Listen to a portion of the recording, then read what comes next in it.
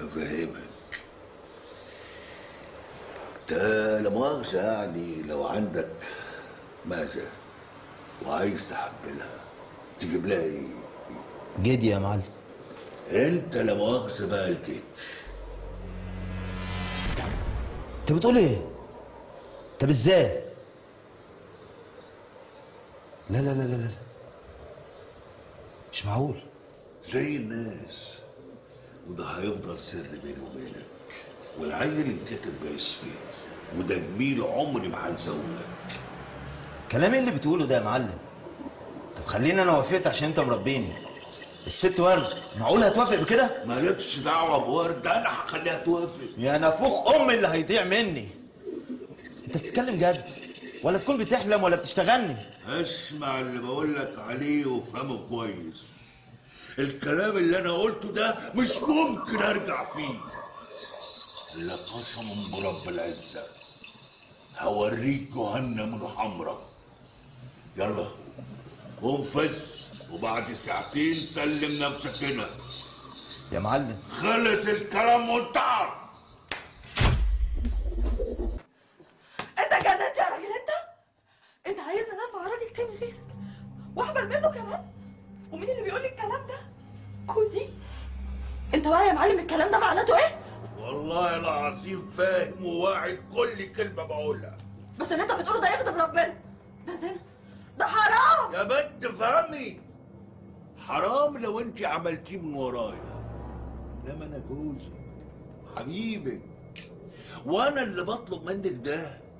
على فكره بقى، طاعه الزوج واجبه في القران والسنه. يا لهوي يا لهوي، انت هتخرب كمان في كلام ربنا؟ بقول لك اسمع يا معلم. اسمع انت بقى، قسما برب العزه ما سمعت اللي بقول لك عليه يخلص عليكي انت وامك واخواتك، وانت فاهمه كلامي كويس. ابوس ايدك، الا امي واخواتي، ابوس ايدك. يبقى انت فات اللي بقول لك عليه بالحرف الواحد، فاهمه؟ وانا خارج دلوقتي هقفل الباب ورايا بالمفتاح. عايز انجاز بسرعه، ماشي؟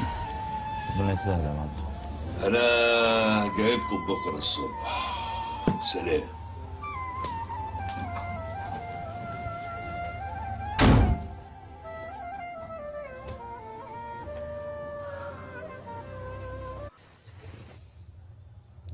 ما كفايه بقى عياط، واهدي شويه. انا بجد يا عبد ما كنتش عارفه مستخبي لي فين ده كله. والله العظيم يا ريتني مت وما شفتش اليوم ده. معلش، استهدي بالله كده وصلي على النبي. ما شاء الله هنلاقي لها حل. ازاي بس؟ ازاي بس يا عبد؟ الاقي لها حل ازاي؟ انا بجد اتمرمطت قوي.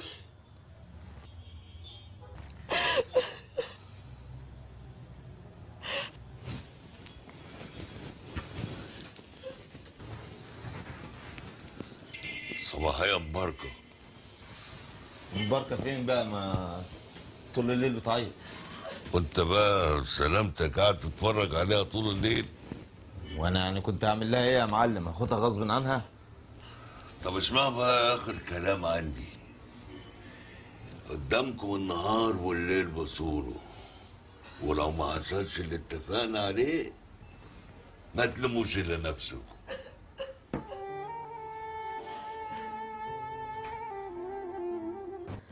هتصدقني يا عبد لو قلت لك ان انا حبيتك بجد؟ هصدقك يا ورد. عارفه ليه؟ ليه؟ جيت بعد كده اتخطبت لولد من الحته، بس انا ما كنتش بحبه خالص يا عبد على فكره. انا بس قلت يعني اشيل شويه الحمل من على امي ومصاريف وكده، لحد ما جيت في يوم اخويا الصغير ده خدته انا وامي ورحنا بيه لحد المستشفى. امي طبت مغمى عليها لحد ما ظهر لنا المعلم في صورة الراجل الشهم، وراح بالأمي للمستشفى وكمان راح بيها لحد البيت عندنا ودخل البيت. شاف بقى يعني حياتنا وطبيعة حياتنا وعيشتنا عاملة ازاي، وقال لي ساعتها ان هو كان عايز يتقدم لي وكان عايز يخطبني، والغريب ان انا قلت له ان انا كمان مخطوبة. ازاي؟ اهرب من هنا وانت معايا، وبيكي اتحدى الدنيا دي كلها. ايوه يا حبيبي، بس انت عارف ان الراجل ده مؤذي ومش هيسيبك في حالك ولا هيسيبني. ده حتى مش هيسيب ولا امي ولا اخواتي يا عبدو، والله ما هيسيبنا في حالنا يا حبيبي.